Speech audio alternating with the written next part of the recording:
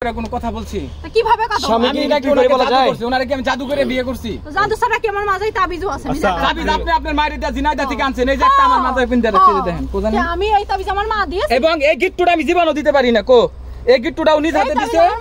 আর এই তাবিজ জিনাইদা থেকে ও দুইটা আনছে একটা আমার আর সেমটা ওর মাঝে আছে ওরে আল্লাহ রে মানে ও এখন দোষ খুঁজে পায় না এখানে যে হুজুর আছে দেখছেন এই এক্সপ্রেশনটা দেখছেন আমি কিন্তু আর আমার বাসায় নিয়ে যাব আমার বউ কাটাইতে দেখেন এই যে ব্যথা লাগছে নিয়ে যাবো তোর বাড়ি আমি যাব আমার বউ আমি নিয়ে যাবো কেন যাবে না সে আমার সাথে ও আগে খারাপ কাজ করতো সবকিছু জানার পরও মাফ করে দিছি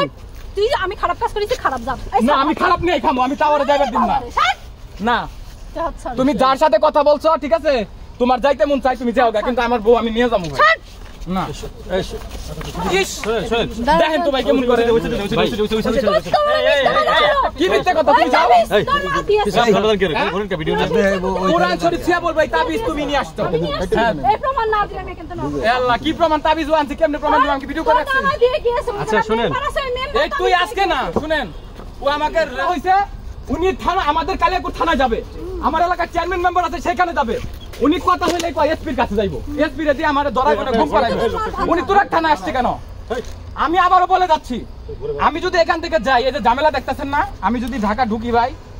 সে আমাকে এক প্রকার মনে করেন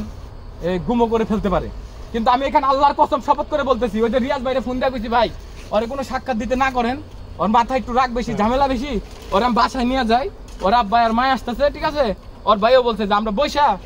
ভাই কথা বলবো নি ওর যাইতে কোন ড্রাইভারে কইছি কি তোমরা মিথ্যা কথা বলে কুরআন শরীফ নিয়ে এসে ধরতি কোন এখানে যা বলবো আমি তাই শুনবো তাবিজের মা দিয়েছে ওরাই নানা আছে সে দিয়েছে ও যদি প্রমাণ করতে পারে জিনে দত্তে তাবিজ নিয়ে আসিস আমি কুরআন শরীফ চাই একম তাবিজের মূল উপকরণ ব্যক্তি হইছো তুমি কিটা তুমি আমার মার কথা বলছো কেন আমার মা কি বলে তাবিজ দিয়েছে তোর মা নিয়ে আমার মা দিয়েছে না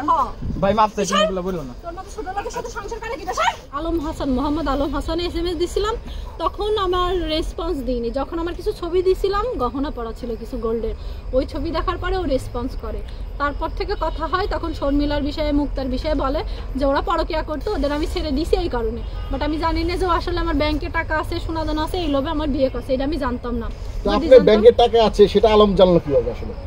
আমার অ্যাকাউন্টে টাকা আছে দেখবে না ওর এই যে সেলের ওই ড্রোন কিনে দিলাম তারপরে বাজারঘাট করি এগুলো দেখবে না আচ্ছা এটা তো বিয়ের পরে দেখলো হ্যাঁ তো আগে আসলে কি বিয়ের আগে ফুড পান্ডা সব জায়গায় কেনাকাটা করতাম ওরও মার্কেট করে দিয়েছে ওইটা দেখছে আচ্ছা এরকম কত জায়গায় গিয়েছিলেন তার সাথে বেশি জায়গায় যায়নি আপনার বসুন্ধরার ভিতরে এরিয়ার ভিতরে ওখানে আমি থাকতাম ওইখানে বসুন্ধরা সিটির ভিতরে মার্কেট করছি ওইখানেই খাওয়া দাওয়া করছি এর বাইরে কোথাও যাইনি আর 300 ফিট গেছিলাম একবার আচ্ছা তো শেষ করেন না বিয়ের আগে কোনো অবৈধ সম্পর্ক হয়নি বিয়ের দিন টানাটানি মারামারি হয়েছে এই যে মেরেছে সে ইও আছে আমার কাছে জোর করে মেরে ওর বাসায় নিয়ে গেছিল বিয়ের দিন মারছিল হ্যাঁ আমার বাসা থেকে জোর করে নিয়ে চাচা